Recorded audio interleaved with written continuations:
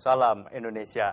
Selamat siang pemirsa, berjumpa kembali dalam berita dan bincang terkini siang, edisi Selasa 13 Mei 2014. Serangkaian berita telah kami persiapkan, di antaranya berbuat cabul, seorang pemuda di Lampung diamankan aparat kepolisian. Saya Bayutan, berikut berita selengkapnya.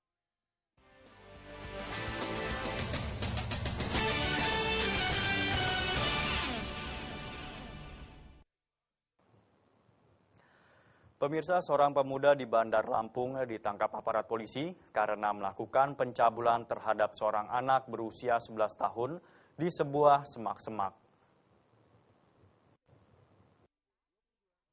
Pacaran enggak? Pacaran aja, Pak. Sama anak SD, Bu. Siswardi alias Jackson, 20 tahun, kini harus mendekam di tahanan Polsek Tanjung Karang Barat, Bandar Lampung. Siswardi ditangkap polisi setelah dilaporkan oleh korbannya yang berinisial R, 11 tahun, karena telah melakukan perbuatan cabul pada korban. Pemuda warga Jalan Sisingamangaraja, Gedong Air, Tanjung Karang Barat, Bandar Lampung ini melakukan aksi bejatnya pada korban yang masih duduk di kelas 6 sekolah dasar tersebut di sebuah kebun pisang pada hari Jumat malam 9 Mei lalu. Awalnya korban dipanggil oleh pelaku dan mengajak bicara di sebuah kebun pisang di belakang pos kamling dekat rumahnya. Kemudian pelaku mulai berani melakukan tindakan asusila. Aksi pelaku kemudian dipergoki oleh warga setempat setelah mendengar teriakan korban. Terus? Kakak besok pulang, kataku. Ya udah, katanya nggak apa-apa. Dipegang apanya? Ya aku cium dan payudalannya aku pegang, itu aja, Pak. Terus lo keluarin barang lo katanya. Mau minta di benar. Kapolsekta Tanjung Karang Barat Komisaris Polisi Iketut Suryana mengatakan pelaku berhasil ditangkap setelah mendapat laporan dari korban. Dari pengakuan pelaku, dirinya baru 1 kali melakukan perbuatan pencabulan terhadap korban. Ya, dari hasil pengakuan memang J ini sempat melakukan rencana melakukan tindakan asusila. Jadi sudah mencium, meraba-raba payudara dan meraba kemaluan korban. Korban sendiri masih SD kelas 6, umur 11 tahun. Ini ada kelainan atau gimana? Enggak, normal. Untuk mempertanggungjawabkan perbuatannya, kini Siswardi mendekam di sel tahanan Polsekta Tanjung Karang Barat, Bandar Lampung. Dan dijerat dengan pasal 82 Undang-Undang Nomor 23 tentang Perlindungan Anak dengan ancaman hukuman maksimal 15 tahun kurungan penjara. Dari Lampung, Romiko melaporkan. Sarah Melanda Ayu alias Ayu, mahasiswi yang beberapa waktu lalu sempat menggetarkan dunia pendidikan saat melakukan aksi menjual ginjal bersama ayahnya di wilayah Bundaran Hotel Indonesia, Jakarta, untuk melanjutkan biaya pendidikan di perguruan tinggi, hilang dari rumahnya sejak 1 bulan lalu. Diduga Sarah diculik oleh seorang pria yang dikenalnya di dunia maya melalui jejaring sosial Facebook. Ayo biar selesaikan kuliahnya dulu. Hampir 1 bulan sudah Ayu dilaporkan hilang ke kepolisian.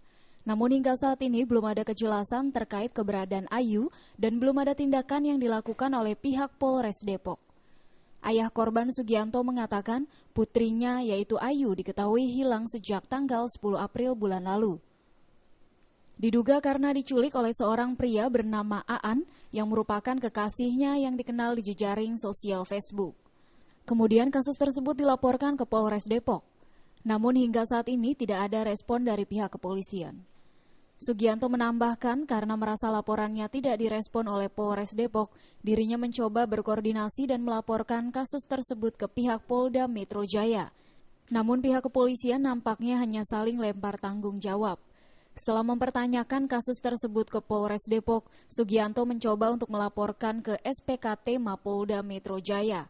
Kemudian pihak Polda meminta untuk melaporkan ke Bareskrim Mabes Polri. Namun pihak Mabes Polri justru mengarahkan untuk melaporkan kasus tersebut ke Polres Depok.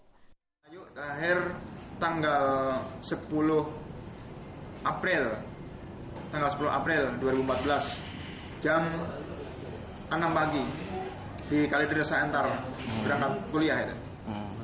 Tiba-tiba pergi langsung. Ya nggak ada, karena waktu itu dia SMS bahwa jam setengah 9 mau berangkat kuliah. Saya iakan dan saya doakan untuk kuliah, ya selamat belajar saya bilang gitu kan. Setelah siangnya nggak ada konfirmasi lagi. Biasanya kan menanyakan, Bapak udah sholat belum, udah makan belum, tapi ternyata siang itu nggak ada. Saya coba udah nggak aktif, apa yang itu? Sebelumnya beberapa bulan yang lalu Sugianto bersama Ayu melakukan aksi menjual ginjal di Bundaran Hotel Indonesia HI Jakarta. Pasalnya penjualan ginjal tersebut dimaksudkan untuk membiayai Ayu melanjutkan sekolah ke perguruan tinggi.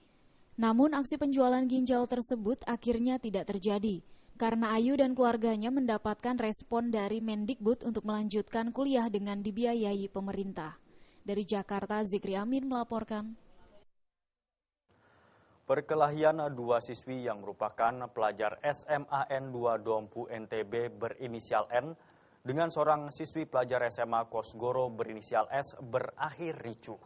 Kericuhan terjadi setelah kedua pihak keluarga siswi tersebut datang ke lokasi perkelahian dan tiba-tiba saling menghujat.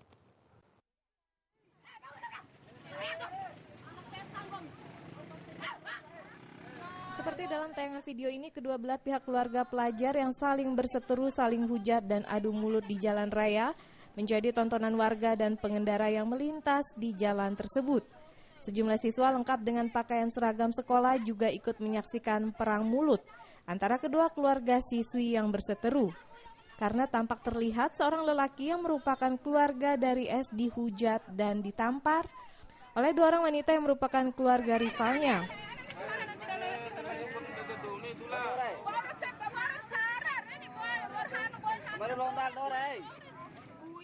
Kendati telah dilerai oleh sejumlah orang, namun kedua wanita ini terus menghujat sang lelaki lantaran tidak puas atas perkelahian kedua siswi tersebut. Lucunya di tengah keramaian tersebut justru kedua wanita itu mengajak lelaki tersebut untuk berkelahi. Namun hal tersebut tidak sampai terjadi karena keduanya berhasil dilerai oleh warga.